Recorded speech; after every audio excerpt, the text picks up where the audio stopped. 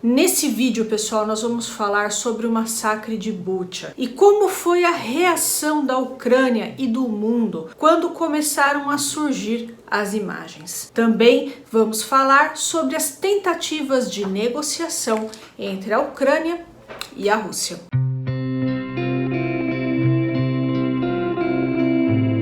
Olá, pessoal, tudo bom com vocês? Sejam muito bem-vindos de volta ao meu canal. Se você se interessa pela guerra na Ucrânia, se inscreva nesse canal, veja a nossa playlist Guerra na Ucrânia, deixe o seu like, compartilhe com seus amigos, tudo isso aí que vocês sabem que é muito importante. Então vamos lá, pessoal. Antes da invasão russa à Ucrânia em fevereiro de 2022, a cidade de Bucha era um lugar próspero. Jovens casais procuravam esse local por conta da qualidade de vida. As escolas eram boas e havia muitas opções de lazer. Mesmo quando a Rússia invadiu a Ucrânia, a ideia de Bucha se tornar um campo de batalha parecia absurda. Em fevereiro de 2022, os alertas de ataques chegavam aí para o público. Para Zelensky chegavam as informações dos norte-americanos que o avisava sobre as colunas de tanques que vinham da Bielorrússia. Bucha, pessoal, é a porta de entrada para Kiev. A primeira leva de veículos militares russos dirigiu-se para o centro de Bucha na manhã de 27 de fevereiro. De lá, eles se dispersaram e começaram a atirar de forma aleatória. Uma saraivada atingiu a igreja de Santo André. Outra explosão danificou a estação de bombeamento que fornecia água para a cidade. Em poucas horas, combatentes ucranianos invadiram e destruíram a coluna russa com drones de ataque e mísseis portáteis. Nos primeiros dias de março, os russos chegaram em grande número, dando início à ocupação de Bucha durante um mês. A população civil ucraniana se abrigou nos porões. As fontes de água, pessoal, foram cortadas e as temperaturas ficaram bem abaixo de zero. Os russos buscavam de casa em casa militares. Eles faziam os homens tirarem as roupas para ver se havia tatuagens do exército. A primeira onda de tropas russas era mais disciplinada, mais preparada e bem menos cruel do que os destacamentos que se seguiram. Alguns soldados russos levavam comidas para casas que tinham idosos e crianças. No início de março, combatentes ucranianos tinham se escondido nos porões de Bucha, de onde coordenavam as emboscadas. Nisso, pessoal, os russos começaram a sofrer sérias perdas. A primeira leva de russos morreu e outros chegaram. Esses soldados que chegaram depois eram muito cruéis. Eles começaram a torturar civis e os matavam de forma aleatória. Os russos começaram a se vingar da população por conta das suas perdas. Por exemplo, uma mulher foi morta quando passou no posto de controle. Outro morador foi morto ao pegar lenha. Os ucranianos começaram a enterrar as pessoas nas calçadas e jardins, porque levar os corpos para o cemitério podia ser muito perigoso. O cheiro começou a se tornar insuportável. No final de março, os russos começaram a se retirar de Bucha, carregando tudo o que tinha sido roubado. Vaso sanitário, colchões, computadores, máquinas de lavar roupa. Eles foram, pessoal, para o norte em direção à Bielorrússia. Em nenhum outro lugar da Ucrânia, os russos massacraram tantos civis quanto em Bucha. Muitos corpos foram encontrados com sinais de torturas e sinais de execução.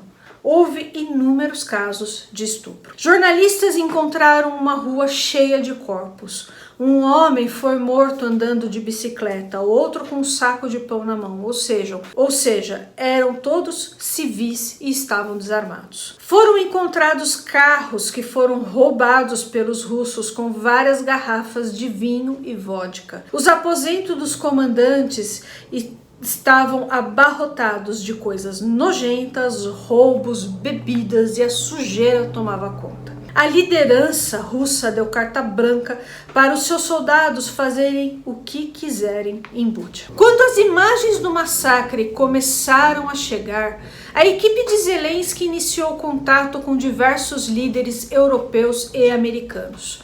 praticamente todos respondiam com indignação ao que os russos fizeram. As atrocidades cometidas em Bucha vieram à tona durante as negociações de paz. Em 29 de março, os dois países realizaram uma rodada de negociações em Istambul. A delegação ucraniana, liderada por Davi Arahamian, apresentou aos russos o esboço de um acordo de paz. Ele disse que, em troca de garantias de segurança confiáveis tanto da Rússia quanto de outros países, a Ucrânia estaria disposta a aceitar o status de Estado neutro na fronteira ocidental da Rússia. A Ucrânia abandonaria os planos de adesão à OTAN. Pessoal, a Ucrânia não poderia ser aceita, tá? Países em conflitos não são aceitos e a Ucrânia vivia uma guerra civil no Donbass, tá? Também a Ucrânia não permitiria a construção de bases estrangeiras em seu território, nem mesmo exercícios militares com tropas estrangeiras. Quanto à questão da Crimeia, os ucranianos sugeriram uma pausa de 15 anos. Os dois lados utilizariam esse tempo para encontrar uma solução pacífica no que se referia à disputa pela península, comprometendo-se a evitar o uso da força. Garantias de segurança e neutralidade, o status não nuclear do nosso Estado. Estamos prontos para aceitar. Esse é o ponto mais importante, disse Zelensky a um grupo de jornalistas russos 2 dias antes das negociações em Istambul. Os negociadores russos pareciam concordar que a única maneira de eliminar o impasse seria reunir os dois líderes numa sala. Só Putin poderia decidir sobre a Crimeia e a região do Donbass. Zelensky chegou a afirmar: apenas uma pessoa iniciou esta guerra e apenas uma pessoa pode detê-la. O presidente ucraniano também enfrentava muita pressão do Ocidente para negociar com a Rússia, principalmente da França e da Alemanha. Os negociadores russos saíram satisfeitos com as rodadas de negociação, com a aceitação por parte da Ucrânia dos termos da Rússia. Porém, pessoal, quando as imagens de Bucha foram divulgadas, a Ucrânia e o Ocidente não viram mais condições de continuar com as negociações. Israel se retirou. A máquina de propaganda russa disse que os ucranianos tinham encenado tudo. Os corpos eram atores e a Ucrânia tinha feito tudo com a ajuda dos norte-americanos. Postura que acabou com qualquer esperança de um acordo. Zelensky era o único que mantinha esperanças, mas aos poucos ele também desistiu. Na manhã de 8 de abril, um trem particular chegou a Kiev com uma das aliadas mais importantes da Ucrânia, Ursula von der Leyen, presidente da Comissão Europeia. Ursula, antes de se encontrar com Zelensky, viajou em um vagão blindado até Bucha. Ela empalideceu quando viu mais de uma dúzia de sacos pretos com cadáveres. Ursula von der Leyen, como chefe do Poder Executivo da União Europeia, ofereceu um novo pacote de ajuda, 1 bilhão de euros de assistência militar e outro bilhão para sustentar a economia ucraniana. A partir de Bucha, as ajudas à Ucrânia começaram a aumentar bastante. É isso aí, pessoal. Eu continuo em outros vídeos, tá certo?